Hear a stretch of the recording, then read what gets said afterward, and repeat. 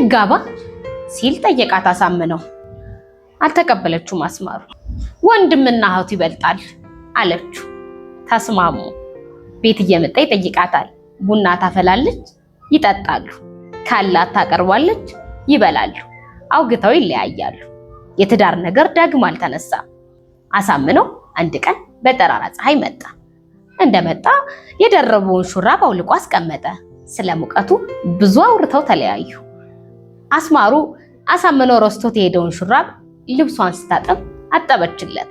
ዳግም ሲመጣ ደርቦ ደራርቦ ነበርና የሚያወልቀው እንጂ የሚደርበው ልብስ አላስፈልገውም። ጃኬቱን አውልቆ ሄደ። አስማሩ እሱንም አጥባ ኖረችው። ሱሪውን ደርቦ መጣ። ወበቀኝ አለ። አወለቀ። አስማሩ አጥባ ኖረችው። ካፖርቱን ጥሎ ሄደ። አጥባ ኖረችው። አንድ ቀን በጠራራ ፀሐይ ብርድ ልብሱን ለብሶ መጣ። አስማሩ ምን ነው አለችው። በጠራራ ፀሐይ ብርድ ወዴ ገባ አላት። ውይ ምች ሆናላ አለችው። የምች መድኃኒት ብታሽለት ተሻለው።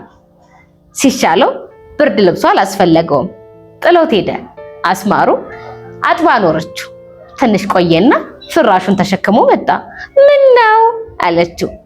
ላሳድሰው መሄዴ ነው፣ አይቼሽ ልለፍ ብዬ ነው ማለት አመነችው። ጨዋታው ደራ። ፍራሹን ረስቶት ሄዶ ኖሮ እኩለ ሌሊት ቢመጣ አስማሩ ቦታ ስላጣች ፍራሹን ፍራሿ ላይ ደርበው ደረሰ። ያኔ ተነሺ ከማለት ጠጋ በይ ማለት ቀሎ ተገኘ። ጠጋ አለችለት።